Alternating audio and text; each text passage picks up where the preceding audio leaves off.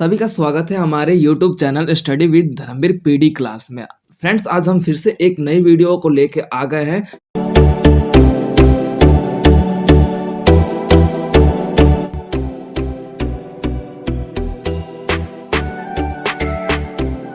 अब देखो, हमारा जो चैप्टर नंबर 3 है गांधीवादी। गांधीवादी जो कि आपका देखा जाता है ये गांधी, ये जो वादी होता है ना, लास्ट में वादी जो शब्द जुड़ता है, इसके मतलब होता है कि विचार, किसी भी व्यक्ति का विचार या फिर किसी भी व्यक्ति द्वारा जो वर्णित किया गया विचार है वो आपका वादी कहलाता है। ठीक है, यहां तक क्लियर हो गया वादी का मतलब क्या है। अब आगे हमारा शब्द क्या है, गांधी, यानी कि शब्द क्या है, गांधी। गांधी की विचारधारा यानी कि जो अब हमारे महात्मा गांधी थे, जिनका जो जन्म आपका देखा जाता है 2 अक्टूबर 1869 में होता है। पर्टिकुलर इनका जन्म आपका देखने को मिलता है कि 1869 में होता है 2 अक्टूबर। ठीक है, तो उस सिचुएशन में जब गांधी जी ने अपने विचारधारा को जो अपना रखा था, गांधी जी के द्वारा जो विचारधारा उन्होंने अपनाई थी, स्वयं को आगे बढ़ाते हुए किस तरीके से सत्याग्रह आंदोलन किया था, किस तरीके से आपका देखा जाता है अहिंसा के मार्गों पर चलने वाले जो हमारे गांधी जी बापू जी के नाम से संबोधित किए गए, वो आपके गांधीवादी विचार के रूप में देखा जाता है। ठीक है, इट मीन्स कि कोई भी व्यक्ति गांधी की धारणा यानी कि गांधी के जो पॉइंट ऑफ व्यू है, यानी कि गांधी जी जैसे सोचते थे, जैसे वो कार्य करते थे, उन्हीं कार्यों के अनुसार कोई उसी कार्य के अनुसार अपने आप को चलता है तो आपका गांधीवादी कहलाता है। यानी कि गांधी जी के विचारधाराओं पर चलने वाले लोग को ही गांधीवादी रूप में जाना जाता है। जैसे कि आपका देखा जाता है कि बापू जी आपके देखे जाते हैं कि अहिंसा के मार्ग पर चलते थे। ठीक है, हिंसा उनके लिए खिलाफ के रूप में था। जिस तरीके से उन्होंने आपका देखा था कि सत्य के मार्ग पर चलने का प्रयास किया गया। ठीक है, अपने कर्तव्य को निष्ठापूर्ण करने का प्रयास किया। कर्तव्य यानी कि बोल सकते हो कि रिस्पॉन्सिबिलिटीज। ठीक है, उस रिस्पॉन्सिबिलिटीज को जिस तरीके से वो सत्य के मार्ग पर चलते हुए अपने आप को विकसित कर रहे थे, तो उन्हीं की विचारधाराओं पर चलने वाले लोग ही गांधीवादी के रूप में आगे बढ़ते हुए नजर आए। ठीक है, यानी कि गांधी जी के सोच व्यवस्था पर जो गांधी जी उनकी जो सोच थी, उन सोच को अपनाने वाले लोग ही गांधीवादी के रूप में जाने जाते हैं। That's clear, everyone got it this point.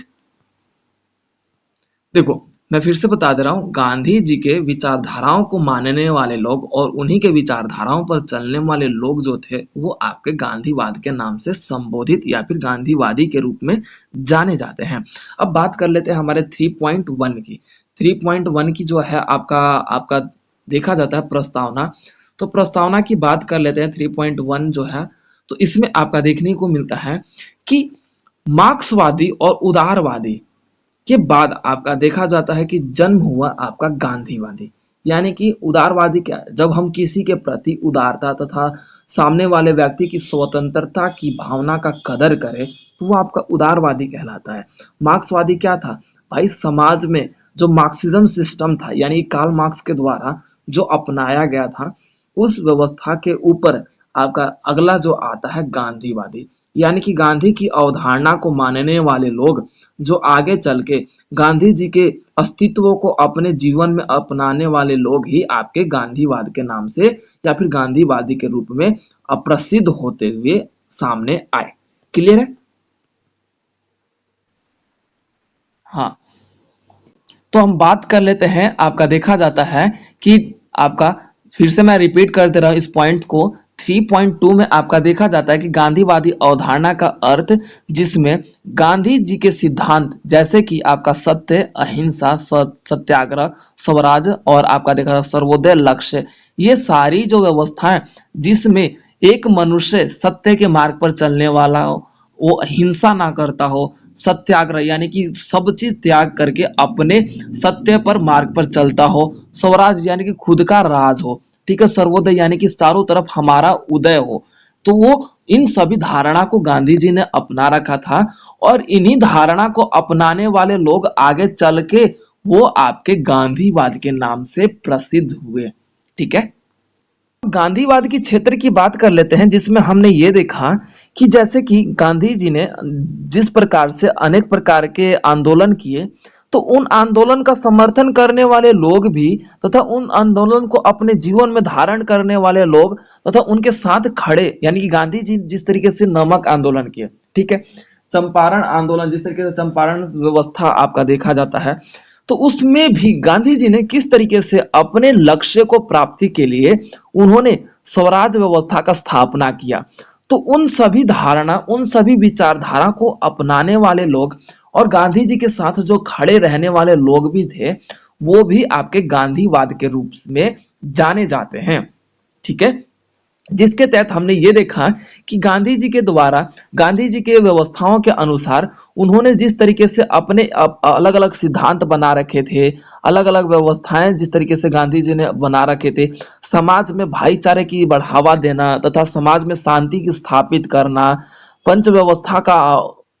उद्देश्य को स्थापना करना, और तथा देखा जाता है कि पंचभूति, पंचभूति यानी कि पांच तत्वों की जो व्यवस्था है, जो उसमें आपका देखा जाता है सत्य, अहिंसा, स्वराज और आपका सत्याग्रह, सर्वोदय, ये पंचभूति व्यवस्था का विश्व में या फिर बोल सकते हो कि भारत में स्थापना करना, ये गांधी जी का महत्व लक्ष्य के रूप में जाना जाता है। और इन्हीं लक्ष्य के ऊपर चलने वाले लोग ही आपको गांधीवादी रूप में आज हमारे ऊपर या हमारे क्षेत्र में जाने जाते हैं। क्लियर हो गया? तो अब उसके बाद हमारा आ जाता है 3.3, मानवीय मूल्यों की खोज, यानी कि गांधी जी के द्वारा जिस तरीके से उनकी अवधारणा की राजनीति में एक कसौटी, कसौटी क्या हुआ, जिस तरीके से भाई आपके गांधी जी ने अफ्रीका में जाकर, हाँ जी, कसौटी को चुनौती कहते हैं। इट मीन्स कि बोल सकते हो कि जब प्रॉब्लम्स होते हैं और उन प्रॉब्लम्स को सामना करते हैं तो वो आपकी चुनौती कहलाती है। तो कसौटी जिस तरीके से गांधी जी ने मानवीय मूल्यों को ध्यान में रखते हुए जिस तरीके से आपका अफ्रीका में उन्होंने 1893 के आसपास अफ्रीका में अपने आप का जो एक अस्तित्व तथा अपने अफ्रीका में जो बसे लोग थे, जो भारतीय लोग बसे थे, उन पर जिस तरीके से अफ्रीकी लोग अत्याचार कर रहे थे, तो गांधी जी ने मानवीय व्यवस्था की स्थापना करते हुए उन भारतीय लोगों के अधिकारों की मांग करते हुए अफ्रीका में गांधी जी ने क्या किया भाई, आंदोलन छेड़ दिया था। तभी आपने देखा था कि श्वेत आंदोलन जैसे आपका बोल सकते हो कि जो रंग भेद की व्यवस्था आंदोलन की गई थी, वो गांधी जी के द्वारा सर्वप्रथम अफ्रीका में 1893 के आसपास देखा जाता है। ठीक है, ठीक है। तो इसमें हमने यही देखा कि मानव को अपने आप को आगे बढ़ाया। तो गांधी जी ने जिस तरीके से अफ्रीका में 1893 में भारत के जो निवास कर रहे लोग थे, जो अफ्रीका में बसे हुए थे, जिस तरीके से उन पर अत्याचार हो रहा था, उन अत्याचारों के खिलाफ आपका गांधी जी ने विद्रोह किया और अंग्रेजी ये और तथा आपका देखा जाता है अफ्रीकी सरकार के ऊपर उन्होंने अपना व्यंग्यात्मक व्यवस्था के रूप में मानव की जो अधिकार है उसके मानवीय मूल्यांकन की खोज करते हुए गांधी जी ने क्या किया, अपने आप को आगे बढ़ाया। ठीक है, जिसके तहत हमने ये देखा कि समाज में जो गांधीवादी अवधारणा थी उसको लोगों ने बहुत ज्यादा समर्थन दिया। अब क्यों? क्योंकि भाई अफ्रीका में लोग, भारतीय लोगों पर अत्याचार हो रहा था। अब भारतीय लोगों के लिए अफ्रीका में उन्होंने क्या किया भाई, आंदोलन कर दिया, उनके अधिकारों की मांग अफ्रीकी सरकार से करने लगे। तो ठीक है, जाहिर सी बात है, ऑब्वियस सी बात है भाई, जब हमारे लिए कोई लड़ता है तो हम उसे सपोर्ट करेंगे ना। तो ऑब्वियस सी बात है, ये बात भी इसी तरीके से देखा गया कि वहीं से गांधी जी का प्रचंड अवस्था का विस्तार हुआ। ठीक है, वहीं से गांधी जी ने अपने आप को फेमस तथा प्रसिद्ध करने की व्यवस्था में हमेशा आगे बढ़े। ठीक है, और मानवीय मूल्यांकन की खोज के अंतर्गत आपका देखा जाता है वर्तमान समय में जिस तरीके से इंदिरा गांधी जी ने भी, यानी कि इंदिरा गांधी जी ने भी जिस तरीके से अपने आप को आगे बढ़ाते हुए और अपनी व्यवस्थाओं को महत्वपूर्ण मानते हुए इंदिरा गांधी ने भी, जैसे जैसे आपका देखा जाता है कि आपके गांधी जी हुए या फिर जवाहरलाल नेहरू हुए, जैसे जवाहरलाल नेहरू ने भी गुट निरपेक्षता की नीति को अपनाकर अपने आप को प्रचलित किया। ठीक है, उसके बाद आपका देखा जाता है कि इंदिरा गांधी ने भी यही धारणा को अपनाया और इसी को ध्यान में रखते हुए इंदिरा गांधी के द्वारा अपने नेतृत्व में यानी कि प्रधानमंत्री के रूप में इंदिरा गांधी ने अपने आप को इस तरीके से अपने अस्तित्व को बनाए रखने का प्रयास किया, जिसमें आपका देखा कि महत्वपूर्ण रूप से इंदिरा गांधी ने शुरू से अंत तक ऐसा अपना खुद का वर्चस्व हो, अपने आप में पॉपुलैरिटी यानी कि बोल सकते हो प्रसिद्ध होने के लिए इंदिरा गांधी ने खुद का एक अपना कानून बनाने का इतिहास भारत में रचने का प्रयास किया गया था उनके द्वारा। क्लियर है? अब उसके बाद हमारा देखा जाता है मानवीय मूल्यांकन की खोज, जिस तरीके से जो आपका देखा जाता है कि जवाहरलाल नेहरू ने भी कूटनिरपेक्षता की नीति को अपनाते हुए मानवता को आगे बढ़ाना तथा उसकी व्यवस्थाओं के रूप में आपका देखा जाता है कि मानवीय मूल्य की खोज उनके द्वारा भी किया गया, और इंदिरा गांधी ने भी अपने अस्तित्व में अपने कार्यकाल में उन्होंने भी मानवीयता को रूप में आगे बढ़ाने का प्रयास किया गया। जिस तरीके से गांधी जी ने भी अपने दर्शन यानी कि गांधी जी ने भी अपने आप को लोकप्रिय व्यवस्था के रूप में, जिस तरीके से उन्होंने अफ्रीका में आंदोलन किया, उस अफ्रीकी आंदोलन के कारण गांधी जी को आज महत्वपूर्ण रूप से लोकप्रिय व्यवस्था में भारत में जाना जाता है। ठीक है, वहीं से गांधी जी का लोकप्रियता की व्यवस्था देखने को मिली। क्यों? क्योंकि अफ्रीकी सरकार के द्वारा जो अत्याचार रंगभेद के रूप में भारतीय लोगों पे हो रहा था, तो उन भारतीय लोगों के अधिकारों के लिए गांधी जी ने अपने बोल सकते हो कि आवाज उठाई थी, या फिर मतलब बोल सकते हो अफ्रीकी सरकार के ऊपर मुकदमा दायर किया था। तो उसके अंतर्गत आपका देखा जाता है कि भारतीय लोगों के मन में गांधी जी के रूप में वही से धारणा उत्पन्न हो गई। अब उसके बाद हमारा आ जाता है सब हेडिंग है 3.4 गांधीवादी अवधारणा और भारत में राजनीति विज्ञान। भारत में राजनीति विज्ञान की बात कर लेते हैं तो गांधीवादी अवधारणा के रूप में आज भारत में गांधी जी को अत्यधिक महत्वपूर्ण रूप से प्रायोरिटी दिया जाता है। गांधी जी के द्वारा ही आपका देखा जाता है कि जिस तरीके से भारत में अलग अलग संशोधन करवाए गए, अलग अलग आंदोलन किए गए तथा सत्याग्रह आंदोलन हो गया, नमक आंदोलन हो गया, आपका देखा जाता है कि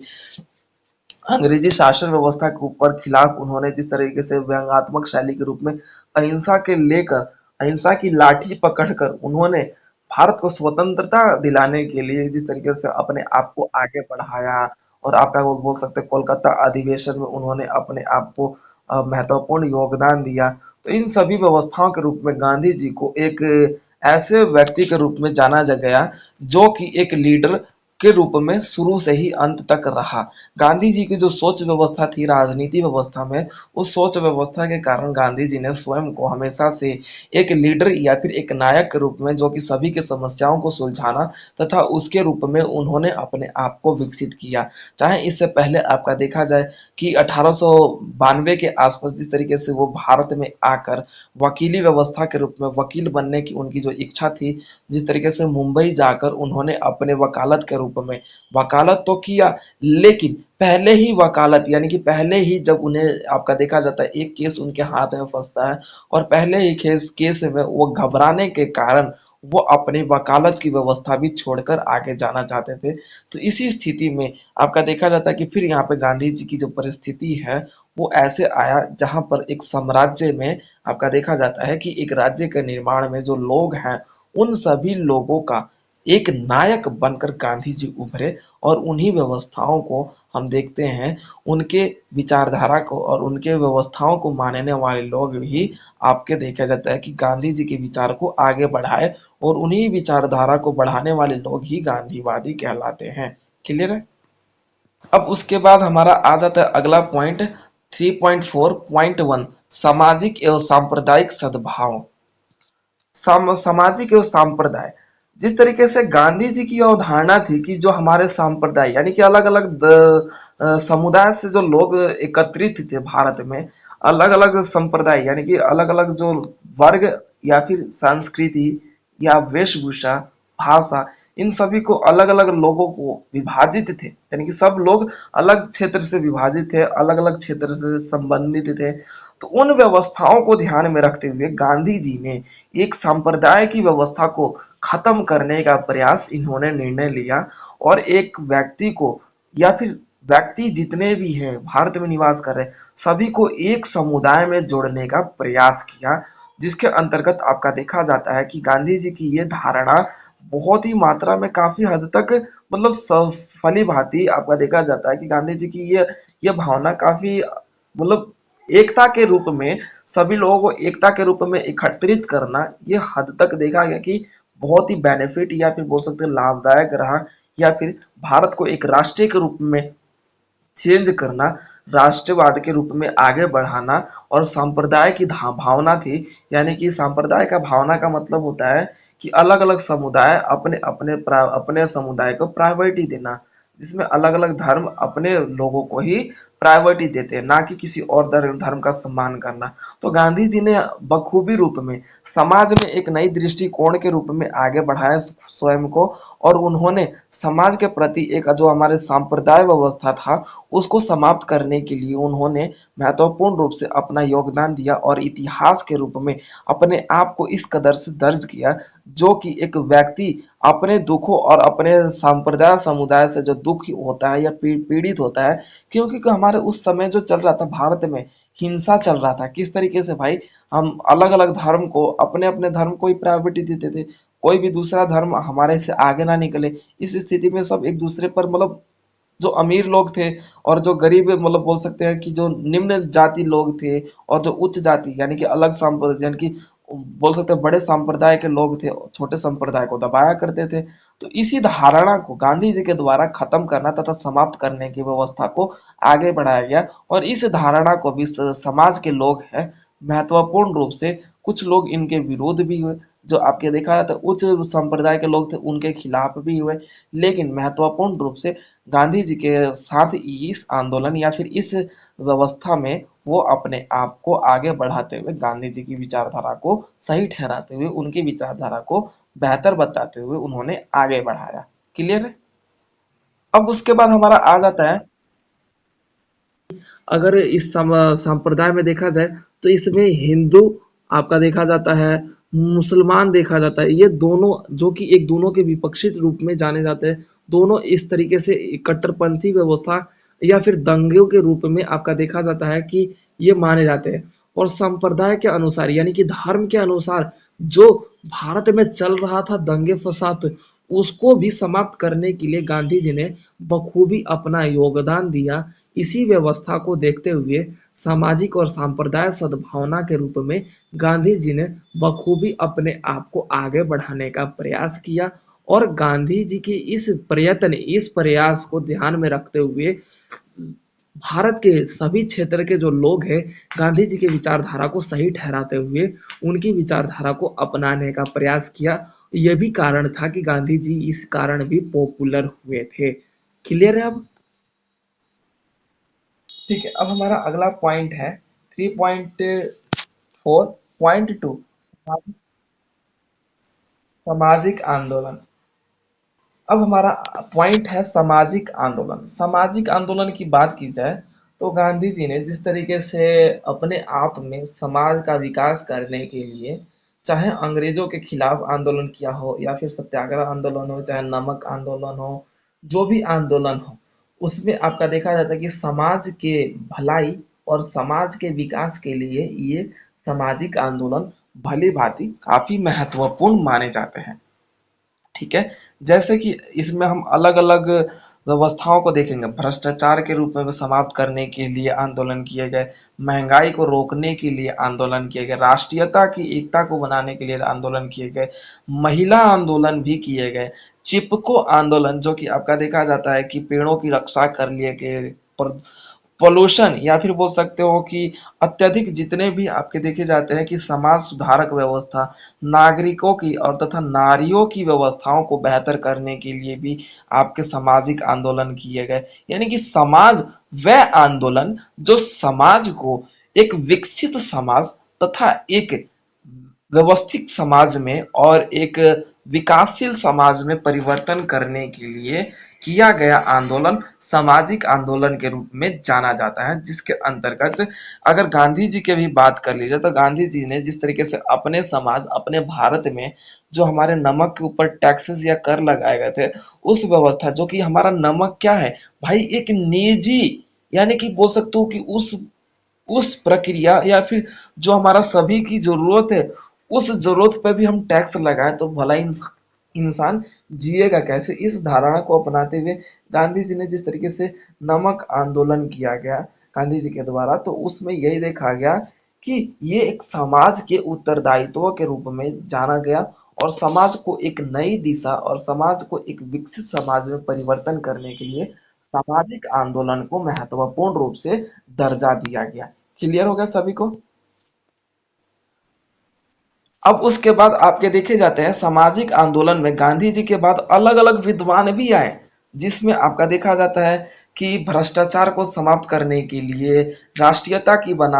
की भावना बनाने के लिए नागरिक आंदोलन, महिला आंदोलन, चिपको आंदोलन, ये सारे क्या आंदोलन थे? गांधी जी के बाद आने वाले आंदोलन थे, जिसके अंतर्गत आपातकाल की स्थिति के अनुसार जो किसी भी व्यवस्था के अनुसार आपके आंदोलन किए गए, ये भी हमारे व्यवस्थाओं के अनुसार, हमारे एक बेहतर समाज की मजबूती के अनुसार तथा गरीबों की मांग यानी कि गरीबों की व्यवस्था को पूर्ति करने के लिए भी आपका देखा गया कि अलग अलग प्रकार के समाज में आंदोलन किए गए और गरीब लोग भी अपने व्यवस्था और मजदूरी व्यवस्था का मांग करते हुए, चाहे आपका बंधुआ मजदूर हुआ, चाहे आपका बोल सकते हो कि अलग अलग जो मजदूर है, उन्होंने अपने आप की मांग करते हुए, अपने अधिकारों की मांग करते हुए उनके द्वारा भी आंदोलन किए गए, जिसके अंतर्गत समाज का एक दायित्व और समाज का एक अस्तित्व और एक विकसित समाज का गठन हो सके या फिर जन्म हो सके, इसलिए ये आंदोलन किए गए। ठीक है।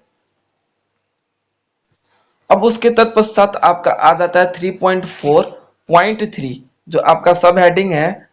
3.4.3 दलीय व्यवस्था। दलीय व्यवस्था के अंतर्गत हम यहाँ पे दलों की व्यवस्था देखते हैं। जैसे कि यहाँ पे क्या हुआ भाई, अब कांग्रेस सरकार आ गई, कांग्रेस सरकार के साथ अलग अलग विपक्षी पार्टी आ गई, अलग अलग दलों का निर्माण होने लगा, उन दलों के द्वारा ही आपका देखा गया कि अब सरकार को चलाया जाने लगा। उन दलों के माध्यम से ही सरकार को चलाने का कार्य और लोगों के विकास के लिए नीतियों का निर्माण किया गया, जिसके अंतर्गत हम इस व्यवस्था के रूप में देखते हैं कि दलीय व्यवस्था, जो कि हमारे एक पार्टी व्यवस्था के रूप में जाना जाता है, हमारे चुनावी प्रणाली के माध्यम से विधायिका के रूप में कार्य करने वाला जो ये दलीय है, वो आपका देखा जाता है कि पूर्णतः हमारे समाज तथा हमारे संविधान के अनुसार कार्य करने वाला एक समूह होता है, जिसे हम दलीय व्यवस्था के रूप में देखते हैं। दलीय इट मीन्स दल, ठीक है, जिस जो एक चुनावी व्यवस्था के माध्यम से अपनी सरकार बनाने का कार्य करता है या फिर अपनी सरकार का अस्तित्व या फिर गठन करता है, जिसके अंतर्गत वो सरकार चलाने का काम करती है। क्लियर हो गया?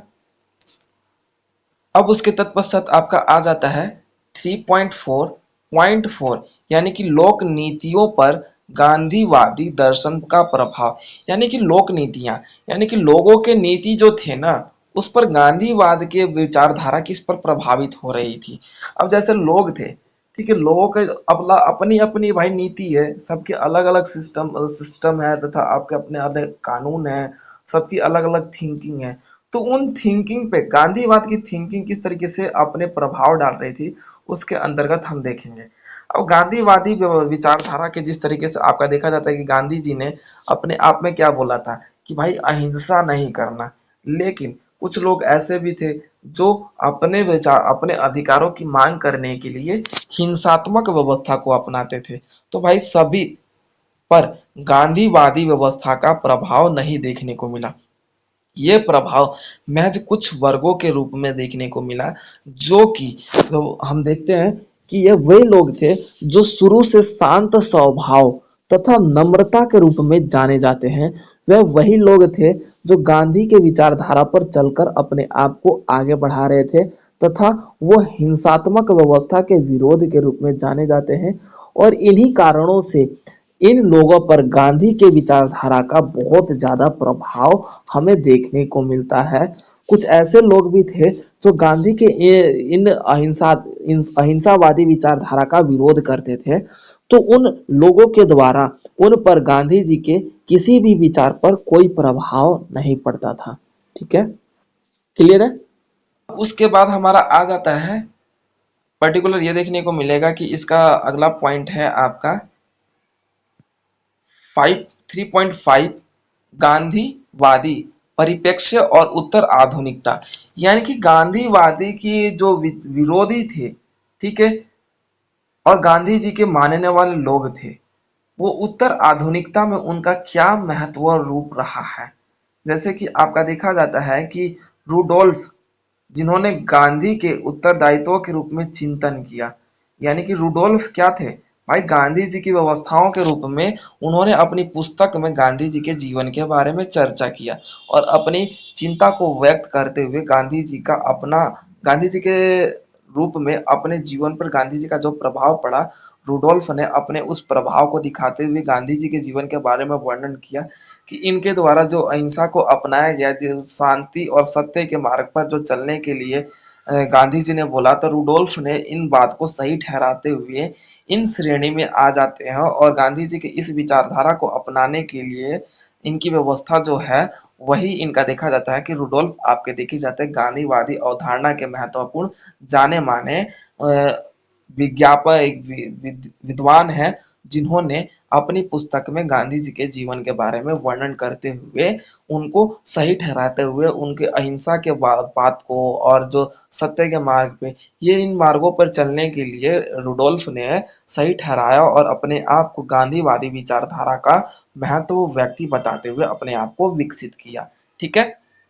अब उसके बाद हमारा अगला पॉइंट जो है आपका सारांश आ जाता है, यानी कि 3.6 सारांश की बात कर लेते हैं। तो सारांश होता है आपका छोटा सा अंश, जो कि हमने ऊपर जितने भी चैप्टर में जो भी जो पॉइंट हमने पढ़ा, उस छोटे छोटे पॉइंट्स के आपके जो टुकड़े होते हैं, जो इंपॉर्टेंट होते हैं, उन्हीं को सारांश बोला जाता है या फिर निष्कर्ष बोला जाता है, शायद आपका संक्षिप्त बोला जाता है। ये 3 पॉइंट्स के अकॉर्डिंग हम कुछ भी बोल सकते हैं। तो आपके सारांश की बात कर लेते हैं। तो गांधीवादी अवधारणा को अपनाने वाले लोग, उनकी जो दृष्टिकोण पर चलने वाले लोग जाके आगे गांधीवाद के रूप में जाने जाते हैं और उन्हीं विचारधारा को मानने वाले लोग ही गांधीवादी के रूप में आगे जाके प्रसिद्ध होते हैं। ठीक है, उसके तत्पश्चात गांधी जी ने जिस तरीके से अपनी व्यवस्था को आगे बढ़ाया, और इसके एक उदाहरण में हम ये देखते हैं कि जिन्होंने जिस तरीके से उन्होंने सत्य के मार्ग पर चला और अहिंसा के रूप में प्रायोरिटी दिया और स्वराज व्यवस्था का निर्माण किया, स्वराज पार्टी का निर्माण किया, तो इस व्यवस्था को सही ठहराने वाले लोग ही आपके गांधीवाद के रूप में जाने जाते हैं और इनकी विचारधारा के ऊपर चलने वाले लोग ही गांधीवादी कहलाए। ठीक है, क्लियर है सभी को पॉइंट। तो ये आपका थर्ड चैप्टर जो कंप्लीट होता है, गांधीवादी।